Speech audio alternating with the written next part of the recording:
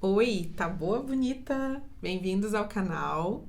Hoje a gente vai falar sobre dois assuntos que são bem importantes dentro dos estudos sobre gordofobia e importantes para todo mundo que se preocupa em ser cidadão, ser alguém melhor. Vocês já pararam para pensar como é a acessibilidade das pessoas e como são as diversidades de oportunidades? Pois então, vamos lá. O que é acessibilidade? Não sou arquiteta, não sou design de produto, mas como pesquisadora é um assunto que vem muito à tona e é um dos pilares que a gente trabalha dentro da gordofobia, do combate à gordofobia. Acessibilidade é quando a gente pode ir e vir, não nos negam esse direito, e que a gente pode entrar tanto em ambientes públicos quanto em ambientes privados e ter o direito ao transporte também, né, de um lugar para outro.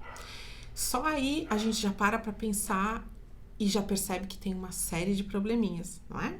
Isso eu não tô falando só de pessoas que são cadeirantes, por exemplo, porque esses sofrem realmente bastante. A gente tem umas ruas altamente esburacadas, para não dizer outra palavra. Eles não têm sinalização, não existem rampas. A gente sabe que o cenário na maioria das cidades é bem ruim, bem precário mesmo. Mas aqui eu vou falar sobre nós gordos. E o que é acessibilidade para um gordo? É ele poder ter acesso ao transporte público, é ele poder ter acesso ao transporte privado, é ele ter direitos como qualquer outra pessoa em qualquer lugar, seja loja, seja comércio, seja praça, o que for, e é ele também ter oportunidades. Isso se desdobra em outros assuntos que a gente vai falar mais adiante. Nós gordos, principalmente nós mulheres, quando a gente pensa em fazer um rolê, a gente já pensa primeira coisa no banheiro. Eu sei que todas as mulheres, no geral, quando pensam num rolê, já pensam no banheiro. Porque é uma dificuldade pra gente. Meninos, a gente não tem a mesma facilidade que vocês sabem disso. Mas pra mulher que é gorda, é muito mais complicado. Primeiro, porque tem cabine de toalete que a gente simplesmente não cabe. Olha só, eu tenho 128 de quadril. É um quadril grande. E eu, já em vários lugares que eu fui, eu não coube dentro da cabine, do banheiro. Então eu fico pensando nas minhas manas que são maiores do que eu, o que elas fazem. É um rolê que é nulo para elas, porque elas não podem ir ao banheiro, vai chegar um ponto rápido que elas vão ter que ir embora. Não é assim? Então a acessibilidade passa por pensar condições que aquelas pessoas possam desfrutar de uma forma igualitária, né, daquele ambiente. Como que eu planejo uma casa noturna, por exemplo, ou um bar, e eu não penso nas pessoas que são mais pesadas, que são mais altas, né, que não conseguem entrar naquele ambiente? Se eu não pensar, eu não estou dando acessibilidade para essas pessoas. Logo, dentro do movimento gordo ativista, a gente já pensa no boicote a esses locais. Claro que a gente sempre tenta conversar, né? Fazer essa ponte, porque o diálogo às vezes resolve. Felizmente, ultimamente tem resolvido em bastante situações. Mas quando não resolve, a gente boicota mesmo, porque às vezes é o único jeito que os empresários entendem.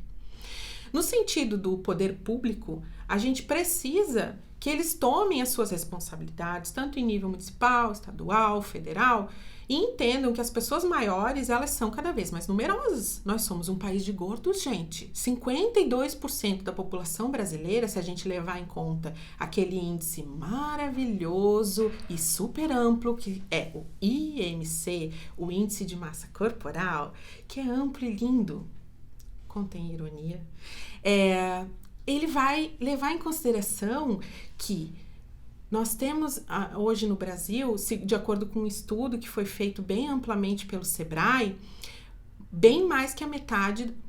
Nós temos. De acordo com um estudo que foi feito pelo Sebrae, mais da metade da população brasileira está acima do peso. E isso a gente está falando desde pessoas que estão a partir do MC 26, que é as pessoas que têm sobrepeso, até as pessoas de MC 44, certo? Nossa, mas o que é esse monte de número, Letícia? Pessoas que já estão gordinhas são consideradas acima do peso, certo? E nós somos um país de gordos. Portanto, como que a gente nega acessibilidade a essas pessoas? Como que a gente monta parques, como que o poder público coloca postos de saúde, como um novinho que eu fui esses dias, e que não tem um banheiro nem acessível? Porque para quem não sabe, quando tem aquela cadeirinha de rodas na porta do banheiro, ele não é só para a pessoa cadeirante. Ele é um banheiro que ele é para todas as pessoas que têm dificuldade de mobilidade. Então, ele é um banheiro que ele pode ser usado por pessoas com muletas, ele é um banheiro que pode ser usado por mães com crianças que não conseguem entrar num banheiro menor, e ele também é um banheiro que pode ser usado por gordos. Só que já aconteceu, a gente num evento lá em São Paulo, de uma das meninas entrar nesse banheiro e quando ela saiu, tinha uma senhora com muletas e só faltou bater nela com as muletas. Então, além de faltar o acesso, quem é gordo sofre pela falta de informação. E eu posso levantar também esse assunto em relação aos ônibus. Quantas catracas de ônibus existem em que uma pessoa já do meu tamanho vai entalar? Se a pessoa for maior, com certeza ela vai ficar presa ali na catraca. Aí a gente fala, nossa, mas ninguém morre por estar parado numa catraca, entalado numa catraca. Mas, gente, vocês já se colocaram no lugar de uma pessoa que passa por essa situação vexatória? Essa vergonha? Esse constrangimento, isso é uma violência, gente, é uma violência simbólica. Não é porque a pessoa é gorda que ela tem que se acostumar com esse tipo de violência. Isso é errado. E isso compete ao poder público fiscalizar, inclusive.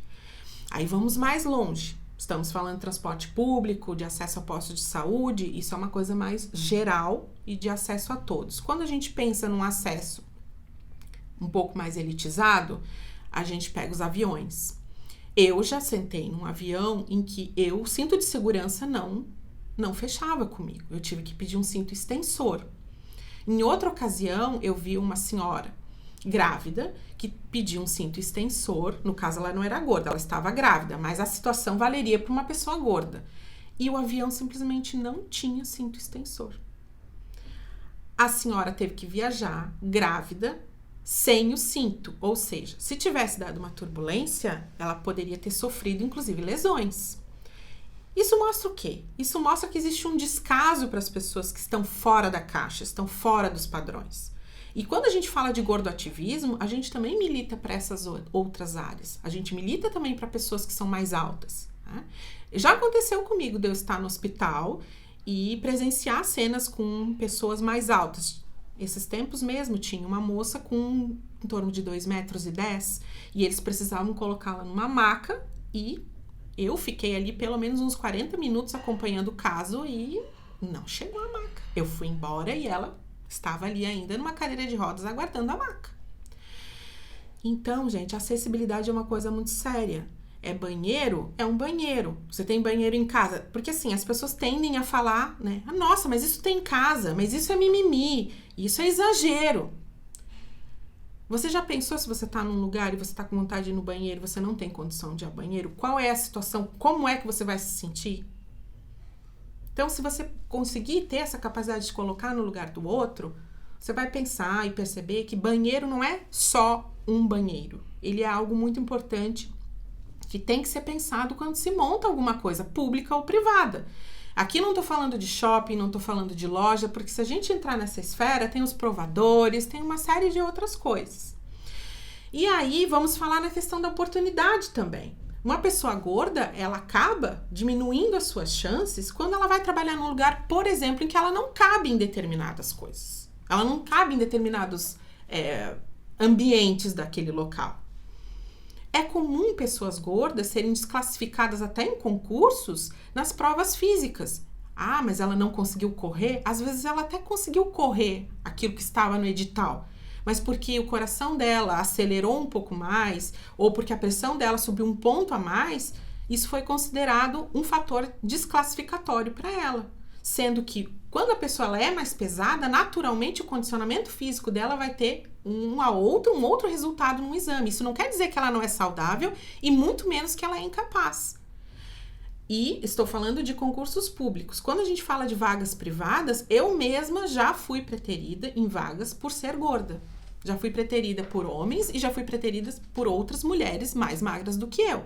E isso é bem comum. Se a gente pegar no universo que a gente faz o recorte de pesquisa, a gente vai ter um número bem amplo de mulheres que já sofreram esse tipo de discriminação. E isso é falta de oportunidade. E eu tô citando pontos que são bem amplos e bem simples de qualquer pessoa fazer essa observação. Mas se a gente pensar em coisas bem mais específicas, a gente vai ver que o furo é bem mais embaixo e que a gente precisa realmente lutar para combater a gordofobia. E por hoje era isso. Tá boa, bonita?